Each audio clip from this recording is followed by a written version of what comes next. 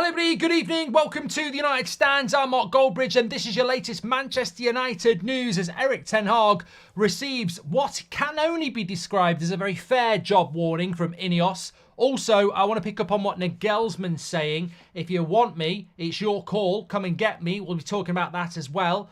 Also, it would be remiss if we didn't talk about today's financial results for Manchester United. £773 million worth of debt. Disgrace. We'll talk about that, of course. Also, Rasmus is back because, not because United have announced he's back, but the Danish coach has announced that he'll play on Sunday for Man United, so he's in the Danish squad for the international break. Also, Aaron Wan-Bissaka's back, Harry Maguire's back, Mason Mount's back in training, so some positive news there as well. Also, a little bit more about Elise, which sort of follows on from what we were speaking about the weekend, and of course, a lot more from you good people, I'm sure. But before we get into all of that, I've got my Boohoo Man hoodie on. We're live at 7 o'clock because I'm doing Arsenal Porto on That's Football at 8. But you can get 33% off with the Boohoo Man code there. Links in the video description or scan the QR code, code Goldbridge. So use that to get your extra 10% off with the code Goldbridge by scanning the QR code. Links in the description. Enjoy your extra savings. Get your clothing in. They've got so much to get hold of at reasonably priced items anyway. Plus you've got your discount. So check that out. Scan the QR code to do it or go through the link in the description. And as always with Boohoo Man, they've got a bit of Man United trivia for you. Basically, let's see if you can pick out who this United player is. It's a tough one here, but you should know it. I was born in Longsight, Manchester on October the 13th, 1979. I joined the Man United Academy at the age of 12 and signed my first professional contract at 17. I made my full Manchester United first team debut against Leeds on May the 4th, 1998. I was once hailed as Manchester United's most talented centre-back by Sir Alex Ferguson. However, in 2006, with the signing of Nemanja Vidic and my poor injury record, I experienced a significant reduction in game time. During my time at United, I won 5 Premier Leagues, 2 FA Cups, 2 League Cups, 2 Champions Leagues. I left United to join Sunderland in 2016 after playing 232 games for United. Of course, there was a lot of info there, way more than normal. Sack the admin, but it was Wes Brown. Make sure you check out the link in the description or scan the QR code for Boohoo Man. Fantastic offer there, fantastic amount of clothing, all your gym wear, all your five-a-side wear, all your relaxing wear like this. Check it out and use the code Goldbridge on checkout. Thank you very much to Boohoo Man. Right, let's not nanny. It's not nanny. I'm going to shout out boys because he got Wes Brown. Yeah, so look, let's get into the show and some interesting story. I mean, I really want to get into the debt because I'm interested in that sort of thing. And I think it's ultimately, we've sort of moved away from this because INEOS have taken over. But as we keep saying, the Glazers still own the club. And that is a very big breeze block around the ankle of Manchester United. It can sink us. So I want to talk about the debt because I think there's a few things that are an absolute disgrace. So it's very interesting how we play this out. You've got all the positivity of INEOS, but then you've got all the Glazer debt, and they're still here, and it's still a massive issue. It's funny actually. I was at I had an appointment today with a specialist, and they're a Man United fan as well, and they asked me, you know, do you prefer? Are you happy with the INEOS bid, or would you have preferred Qatar? And I thought, you know, some of the viewers will have been asked that recently and in the past, and I've not been asked it for a while. And I went, you know what? We've got INEOS now. Let's hope it works out. But my big regret is we haven't cleared the debt and we haven't got rid of the Glazers. And that's always what I'll say. You know, we've got INEOS now. We've got to get on board with it. But we've still got the debt and we've still got the Glazers, and that's always going to be the concern, isn't it? But look, let's fly into the show. We will talk about that in a moment. We will also talk about a few other bits, but I want to start off the show. Ten Hag's job warning. So reports are coming in today that Nagelsmann wants to know where he's going to go before the Euros, i.e. he wants to know in April, early May, what is going to happen with him. I don't think there's a manager out there that I want to replace Ten Hag with. Slow Sports News, let him speak, Simon. I don't want to bore you, but there is no manager out there that I think has been mentioned that makes me go, oh, I want that one. De Zerbi, no. Potter, no. Hansi Flick, no. Southgate, God, no. But out of everybody we've been linked to, if I had to make a choice, it would be Nagelsmann. It would be. Transparent says, great interview with TalkSport, Mark. Thank you very much. So, Nagelsmann would be the guy. However, you can't make that decision now. And this is the problem that INEOS have got. You can't make that decision now. So there's two problems with Nagelsmann now. One, you've got to make the decision now, which I don't think is fair to do. And two, if you make that decision, you don't get him until after June because he wants to focus on Germany. This guy ain't going to be there sending emails in the Euros going, get that Alisi done and get Maguire out. You know, he's not going to be doing that. He's focused on Germany. I just don't think Nagelsmann's going to be the right manager at the right time. I just don't think it works out. So I would almost park that one. But what we're hearing about Ten Hag this evening is that INEOS have basically said, it's your job. It's your call. Only you can lose this job. We are happy to work with you. We are happy to give you the summer. We are happy to have you as the manager next season. But you've got to get to that summer first. It's almost like we've all seen it. Have you ever seen that film, The Dark Knight? Actually, I think it happens in the Bane one, the third one, The Dark Knight Rises. And they keep taking the people out onto the ice and saying, if you can make it across the river, you're free. But the ice is quite thin and they walk about 20 metres and they fall through. And I think this is a little bit of an analogy for Ten Hag. I think INEOS are going, you can stay, but you've got to walk across that ice. And if you fall in, it's your fault. And I think that's basically where we're at. And you know what? I think it's probably the most truthful update we've ever had. And it probably serves everybody where they, you know, for the first time in a long time, I think the whole fan base is probably quite happy with that. Ten Hag outers will be like, he's going to sink. Ten Hag inners will be like, well, look, we have got a lot of games left. We have lost 10 or 11 games. We can't go and lose 15 games in a season. So he has that opportunity in front of him. And I think INEOS are right to say that. You've got a job in the summer. We want to work with you. But you could sack yourself before then. And I think that, realistically, is probably the right way to be. Because, I've got to be fair here. I've always said, now's not the time to sack him. And if you're going to do it, you've got to do it in the summer. So I can't be a hypocrite and say, well, now's the time to tell him he's got his job forever. Because that would be doing what we did to Solskjaer. Remember old Ed Woodward?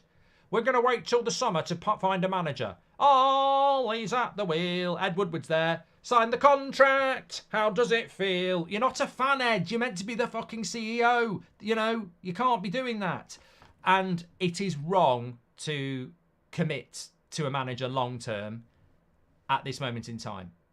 But I'm starting to feel that INEOS have done exactly what many of us wanted to happen last week. Last week it was a pile-on. All these press, everybody, sack the manager, sack the manager. This week we've had a few more positive stories coming out that they like Ten Hag, they want to work with Ten Hag, but obviously he's got to get to the end of the season. And I think that's I think that's absolutely fine. Daryl says, how many times do we hear this? Well, it's the first time we've heard it, Daryl, because we haven't heard anything like this coming out of the club at all. So yeah, I think it's a good thing. I think it's a good thing. And what I will say is, and it's well worth saying this. If you look at the Premier League table at the moment, and I don't propose to put it up on the screen because I can't be arsed, but well, I probably could do. If you just bear with me, I will do it. Why not? Why not? The night is young, and I've got it. Here we go. So if you look at why not? If you've got it, flaunt it. That's what I say. So look, if you look at the league table at the moment, Manchester United, we're in 6th place, 4 points ahead of West Ham. 6th place is really important to United. We want to go higher, but we can't go lower. You don't want to be in the Conference League. So we've got, 47 points. Only 6 points off worse than last season as well, which I find incredible. After 28 games last year, we had 53 points. There's no way we're only 6 points off that team last year, is there? I mean, how the hell, after all the injuries and all the upheaval and all the Ten Hag out shit, how are we only 6 points off what we had last year at this time? It's mad, isn't it? Football, eh? But look at it. We've lost 11 games. We've only drawn 2, but we've lost 11 games. So when I look at it, I go, we can't be losing 16, 15 games. Like that's ridiculous. You know, you can't be doing that. You're going to be in trouble then. So really, it's about, well, look, you know you can't lose those games, but then you look at the games we've got left in the league. We've got Brentford away. I wouldn't expect to lose that. Chelsea away. You don't know about that. Liverpool at home. You don't know about that. Bournemouth away. I wouldn't expect to lose there. Newcastle at home. We shouldn't be losing that. Burnley at home. We shouldn't be losing that. Sheffield United at home. We shouldn't be losing that. Palace away. We shouldn't be losing that. Arsenal at home. Brighton away. So there's potentially 4 more losses there. And that's where it gets like that, I think. Calm down, calm down. No, it does. I think there's potentially another 4 losses there. And I think, you know, people say, oh, he's got 10 games, etc., you know. But I actually think you can't be losing 4 of your last 10. You certainly can't be losing 5 of your last 10. So it's going to be very interesting to see how it balances out. That Fulham loss really did hurt us. You know, that's Michael Talbot's right. That Fulham loss really did hurt us, because if we just had another 3 points, you're right on the coattails. And I do think there is going to be points dropped by Villa and Spurs as well, but I just feel that we're just too far off, which is such a shame, really. How can we have the clear out we need when so many of these players are listed as assets against the massive debt? What has changed since last year, says Paul Thompson. Well, look, we can maybe go back to that, but I really want to get into this.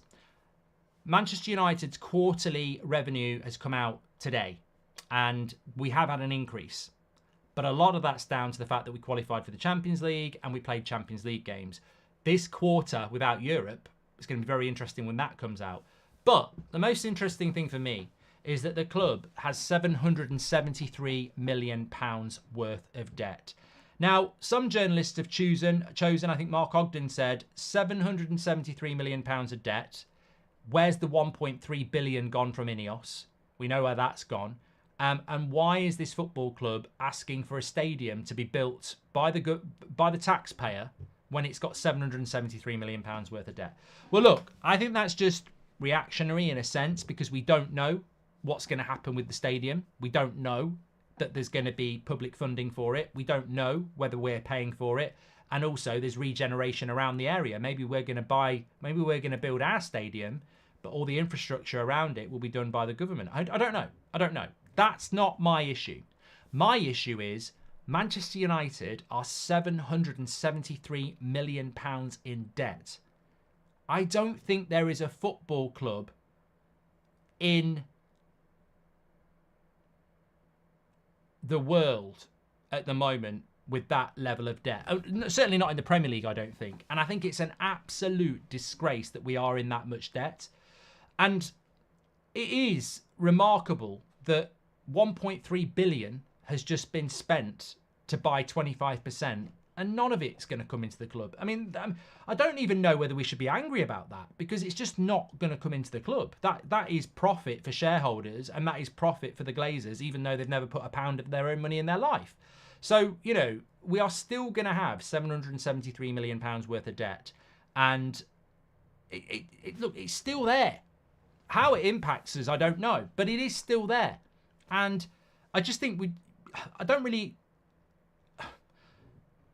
can't forget about it, is what I'm trying to say. It's still there. It's still a massive problem. Like, there is a lot of positivity around the appointment of INEOS, and they have got the control of the football side, but it's 25%, and the Glazers own half the football club, and we're still ridiculously in debt. And I just don't know. It's going to be very interesting to see how we navigate our way out of this with such a massive amount of debt. And, you know, trying to build a new stadium, is it going to be funded by the taxpayer? Will we even own our own stadium? Look, I go back to that question I was asked today. You know, are you happy with INEOS, or would you rather had the Qatari bid? And I said, look, the Qatari bid had a lot of issues because people didn't want something similar to Man City or Newcastle. But the fundamentals of that bid, or what it was presented to be, was that the Glazers would be gone forever and we would be debt-free. And those two things are still massively powerful. And those two things are still here. The debt and the Glazers are still at Manchester United. They might be in the background. They might be behind the curtain of positivity, but they are still there. And many of us, myself included, really wanted that to be the end game of this sale. But look, we're going back into the past. We can't do that. It's still there. That's the bottom line. That's the reality. The debt is still there because of the Glazers, who are also still there. I don't have the answers. So Jim Radcliffe has done interviews in the past where he said debt's absolutely fine in business. It's not a problem. Lots of businesses are in debt and it's absolutely fine. My only answer to that is not many football clubs are in debt in the Premier League. In fact, I think we are quite comfortably the biggest club that has debt in the Premier League. How it's going to impact us, I mean, realistically, if you're successful, you can manage it. But it's always a massive frustration. Look, the reason it's, and there will be business people going, Mark, it's really not that deep. You know, we've had this debt for 20 years. We've won Premier League titles. We've won the Champions League. We can service the debt. It's really not that deep. And that may well be the case. But for many of us, it's just an irritant, because if we didn't have the debt, we would be well off. We are limited because of that debt, because we have to pay. I don't think the debt impacts financial fair play. I don't think it has any impact on that. I don't think the Premier League look at it and go, you're in debt, so you can't buy players. I'm pretty 100% sure that's not the case. But just because your revenue's high and your transfers and wages are low, and Premier League says you actually can spend £200 million this summer, doesn't mean you've got the £200 million to spend. What people don't realise about, because the main thing we're really bothered about is transfers, isn't it? So you've got the battle that Newcastle have got, which is they've got the money, but they don't have the revenue to be able to spend the money, because that's how FFP works. You can't spend beyond your revenue limits compared to your revenue and transfer spend, etc. So Newcastle have got billions, but they're only allowed to spend up to what their revenue limit is. Man United might find the other problem, where we can spend 200 million, but we haven't got 200 million because we're servicing debt. And that's always the thing that you have to remember. Yes, debt might not be crippling for us because we can service it, but if we didn't have it, we wouldn't need to service it, and therefore we'd have more revenue to spend. But, you know, that's the thing, isn't it? It is a factor. If anybody ever says to you, it doesn't matter that we're in 700, 800 million pounds in debt, they're a bloody idiot, because it costs us. I mean, I don't want to alarm people, but we've been consistently £500 million in debt for a very long time. It's not just £500 million. I think we've spent close to 2 billion on that debt over the last 20 years. That money is your money. That money comes from shirt sales, tickets. You know, Man United are paying hundreds of millions of pounds in debt repayments, which is coming from our revenue, that if we weren't in debt, we wouldn't have to pay. Mark, Spurs are £850 million debt, majorly because of their new stadium, but we are in a debt despite having a bad team, rotting stadium, poor training facilities, a perfect case study on how not to manage a business, says Mojo. Mate, I think Arsenal had this problem when they built the Emirates. Wenger sort of steered them through. They didn't have a lot of money because they built the Emirates. But by building the Emirates every year, it makes them a lot of money. You know, clubs going into debt to build a stadium, it's a risk, but you can see why they do it. We're in debt because some prat from America was allowed to buy us on debt and never pay the debt back. That's why we're in debt. What did we get for being in debt? We got the Glazers. What did Arsenal get for debt? The Emirates. What did Spurs get for their debt? An amazing stadium. What did we get for our debt? The Glazers. Happy birthday. Mark, I understand wholly the United Stand is a news channel and appreciate the effort and work you all involved for us to give my daily fix, says Sandeep. Thank you very much, mates. I hope you're doing well. The Glazers should be in prison for fraud. Keep up the good work, Mark and company, says Carlos. Thank you very much for that as well. I've just been sent something here. I just need to check it.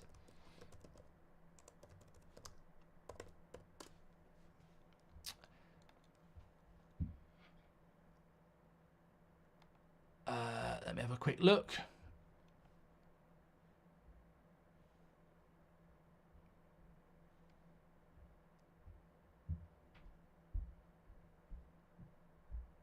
Oh my God, big update here. Sorry, I wasn't aware of this. There has been talk, this is from Chris Wheeler in the Daily Mirror. Daily Mail. I'm surprised you lot haven't told me about it. Let me just get hold of this. So there has been talk in recent... This is not from me. This is from the Daily Mail. So let me just... I tell you what, I'm going to have to get this because it involves the United Stand. So let me have a look. I want to make sure that this is genuine. Where is it? I need the link. I need the link. I need the link. Where would it be? Someone will send me the link. Okay, I'll read this and then I'm going to get someone to send me the link. Here we go. I'm live. Anyone got the link for the article? Urgently. Okay, so this has come out from Chris Wheeler. There has been talk in recent days that some of Rasmus Hojlund's teammates took a dim view of his decision to be interviewed by the United Stand. However, it's understood the issue has been the source of jokes in the dressing room rather than causing any serious tension. Hojlund understands why some of his teammates were unhappy and had no intention of upsetting them, but he has been a long-time fan of the United Stand and wanted to honour his promise to do an interview with them. Boom! Thank you. Thank you. Thank you, Chris Wheeler, for doing some proper journalism. It's exactly what I said on Sunday. You know, it's not what people... I mean, I think about the abuse that people like Beth and Faz had yesterday. I'm not bothered about me. You know, I'm used to it. But I think about all the abuse from United fans piling on, calling this outlet toxic negativity, you know, trying to cancel people. And absolutely, as I said on Sunday night, just be very careful of what people do and their motives. Because that story was never correct. Never correct.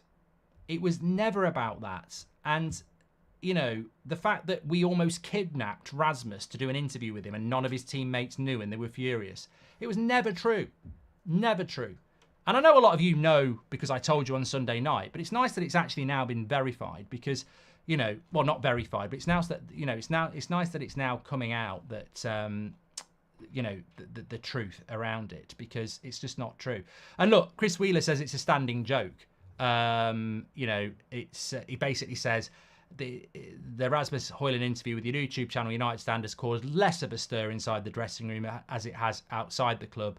There's been talk in recent days that some Hojlund's teammates took a dim view of his decision to be interviewed because the negativity towards players in the past. Rashford, for instance, went on social media, blah, blah, blah. However, Confidential understands the issue has been the source of jokes in the dressing room since then, rather than causing any serious tension. Hojlund is said to understand why some of his teammates were unhappy and had no intention of upsetting them, but the boyhood United supporter has been a long-time fan of the United Stand and wanted to honour his promise to do an interview after he signed for the club. So basically, what you've got is a bit of dressing room banter. Why are you doing that interview with them when they've slagged me off in the past? Well, I'm a big fan of the channel. I want to do it, but obviously I'm not going to do it if it upsets me. It upsets you, not a problem. Boom. Welcome to 2024, where people try and cancel people for no reason. And I just want to say big shout out to you lot, because for the last few days, you've had our back fighting against these trolls who call this outlet negative. One thing you can do, you can call it the Ten Hag stand when I'm on the show, and I know that irritates you, but that's positivity to back your manager.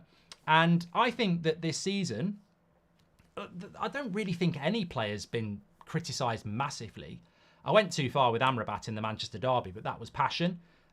You know, I regret that. But Maguire's been good this season. McTominay's scored a lot of goals. I mean, Rashford and Bruno have been disappointing, but we talk about them because we know how good they are. So, look, that's a nice bit of positivity for the community, because we're nothing without the community. And, you know, we did that as a piece of positivity, and Rasmus did it, and the club did it as a bit of positivity. And quite clearly, there isn't anybody in the dressing room that's massively bothered about it, and they certainly knew about it anyway. But look, people blow it up for their own reason.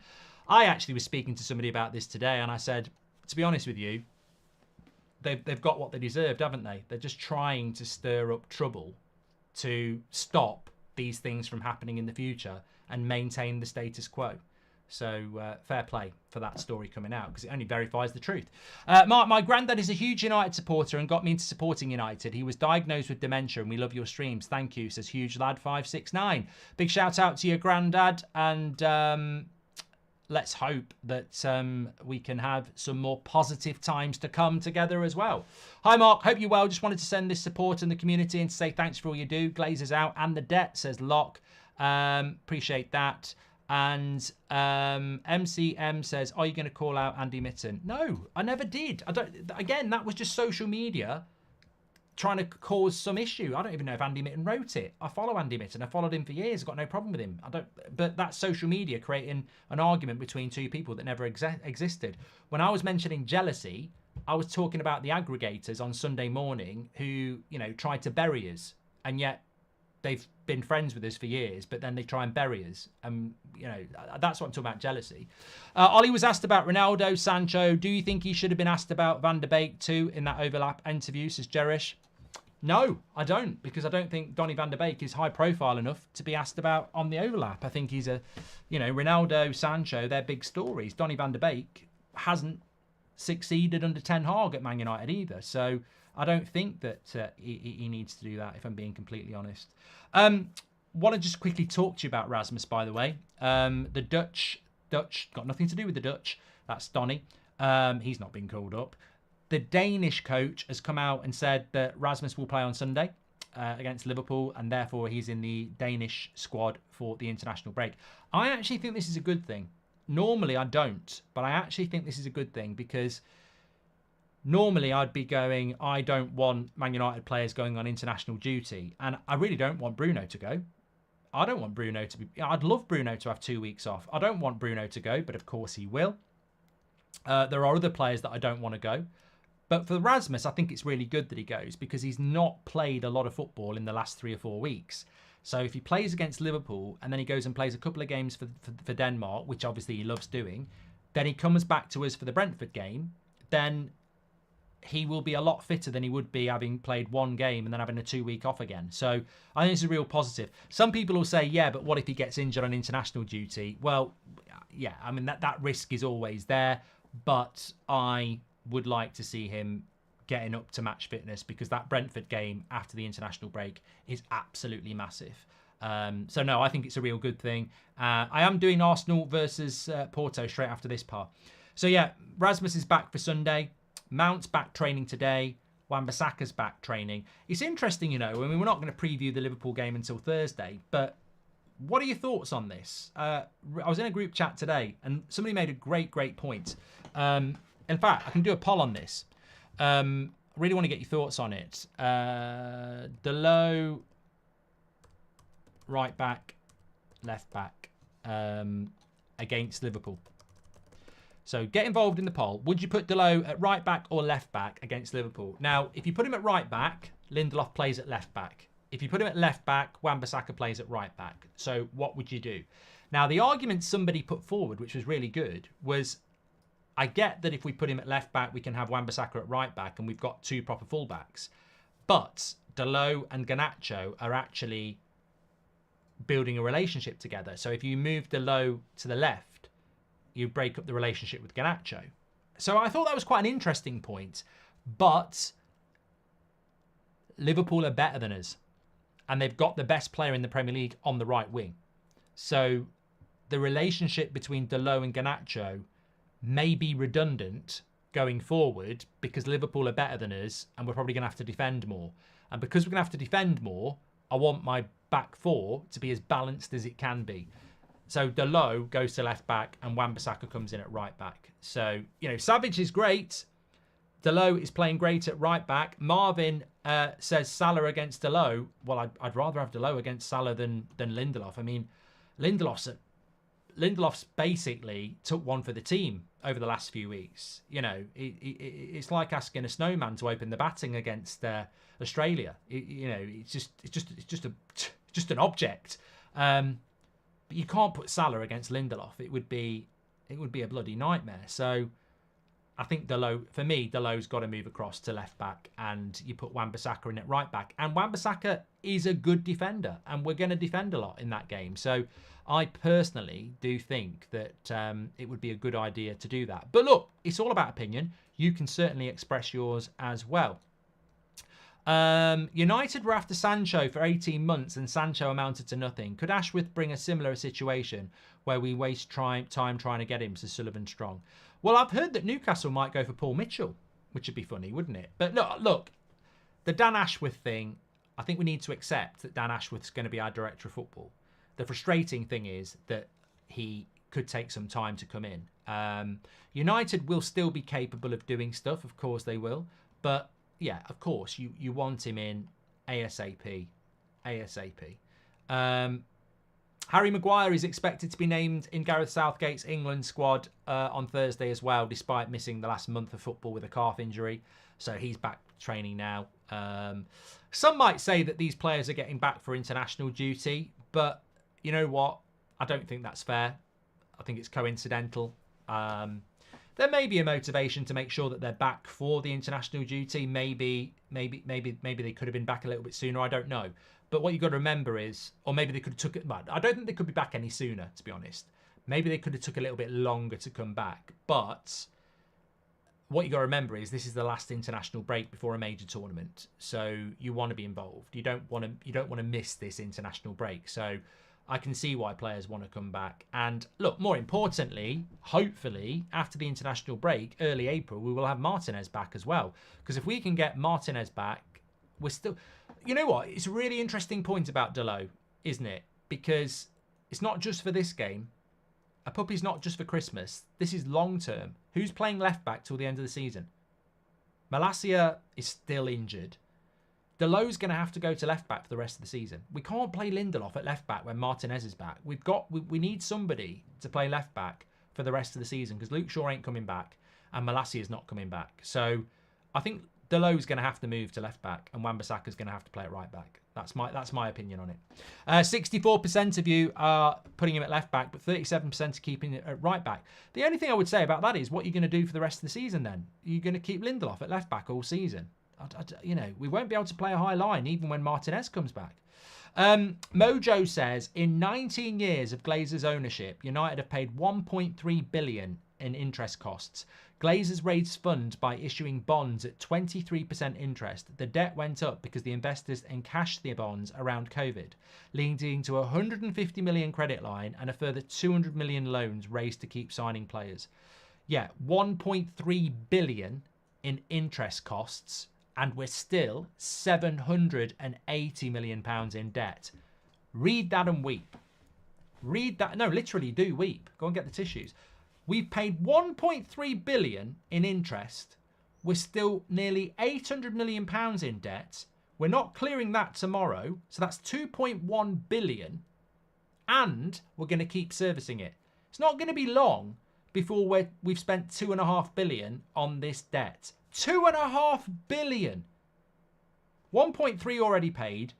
700 still in debt, and we're not going to pay that off. We're going to be servicing it for the next few years. So it won't be long until we're talking about £2.5 billion on Glazer debt.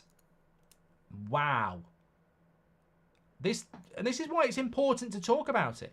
You know, fair play to the people who put it out there, because that's just incredible.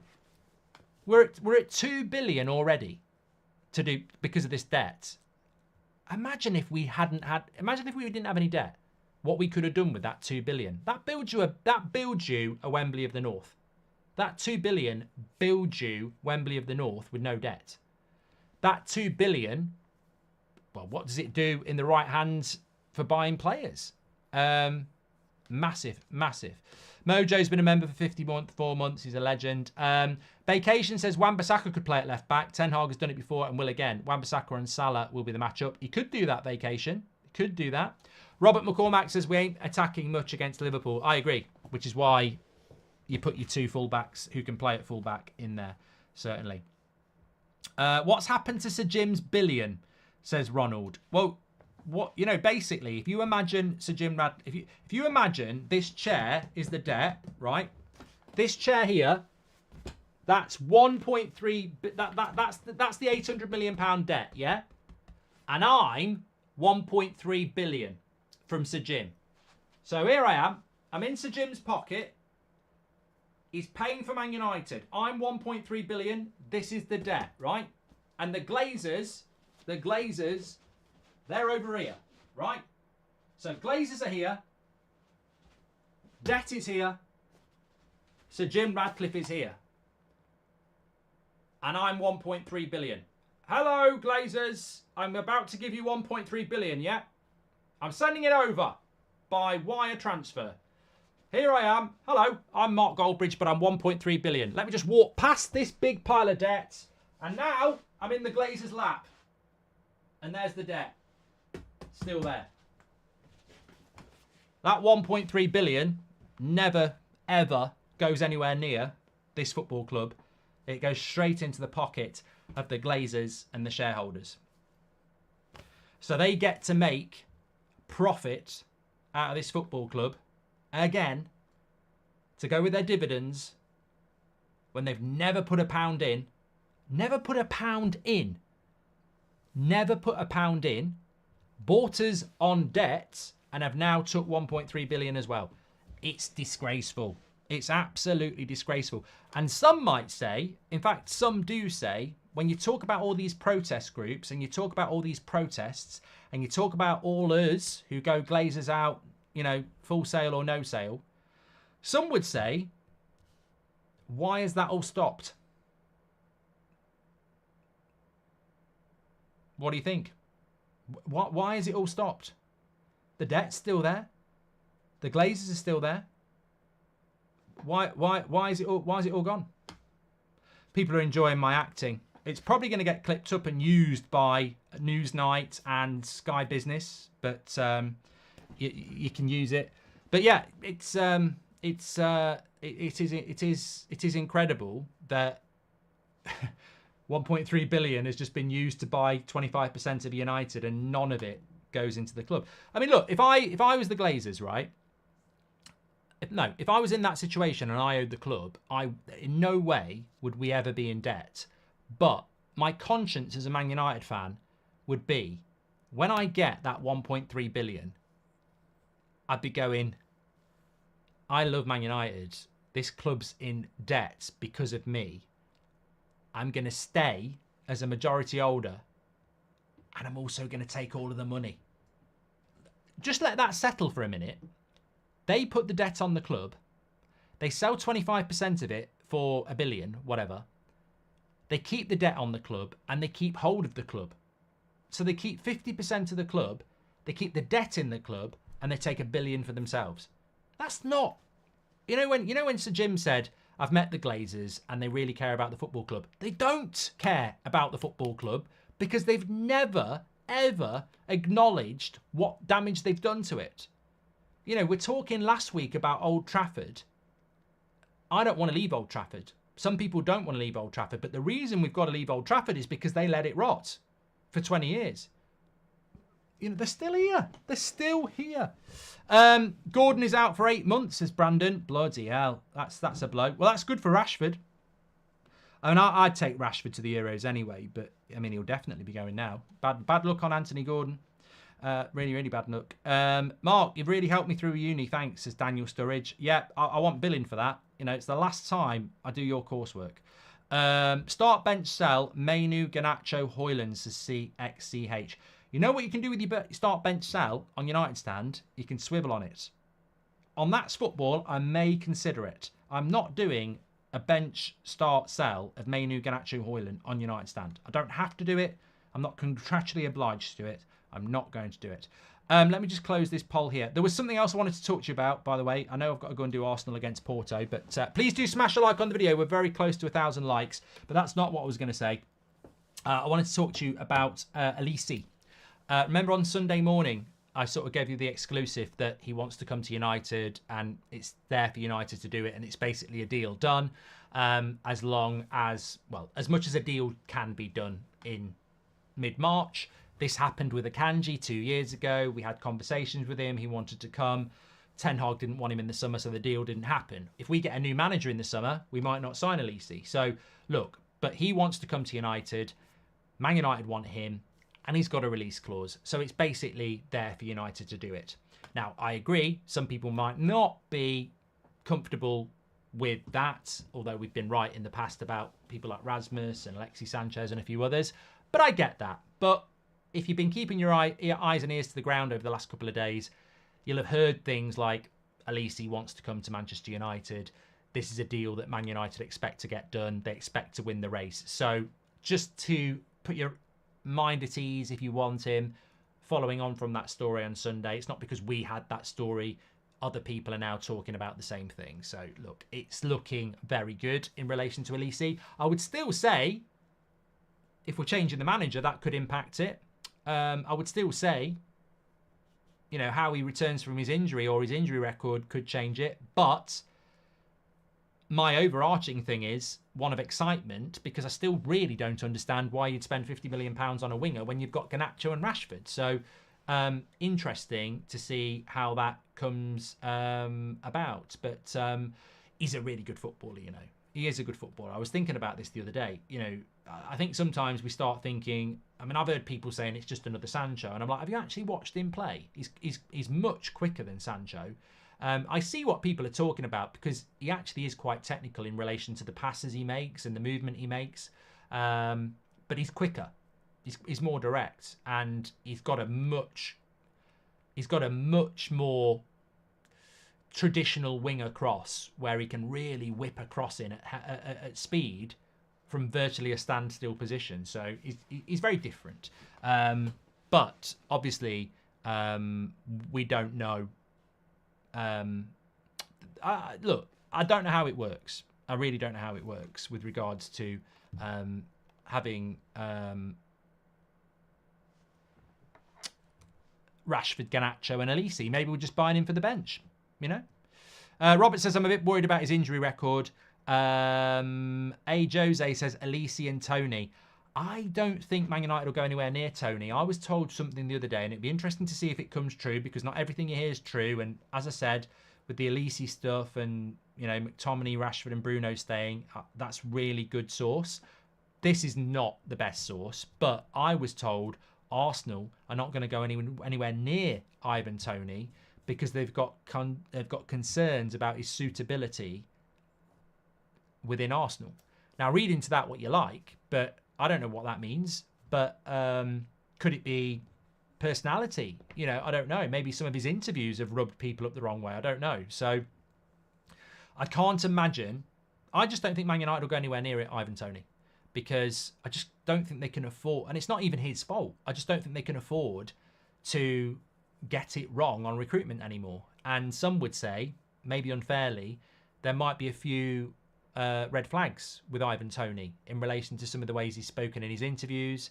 But look, I don't know. But I don't think we'll have to wait and see. I think he's going to cost a lot of money as well.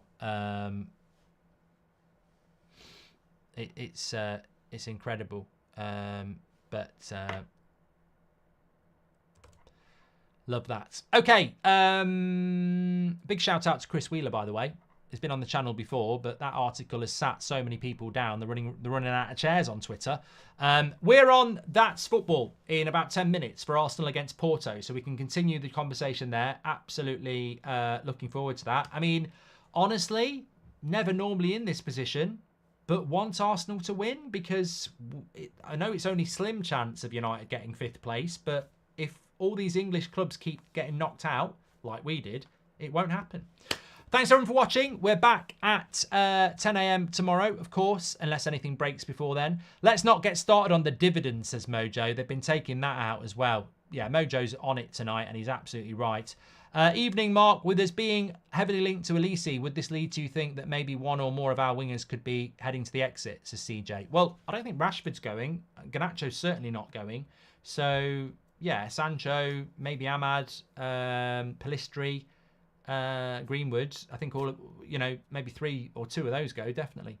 Legends tonight. Hopefully you'll join me on That's Football in a few minutes as well. I'll speak to you in a bit. Take care.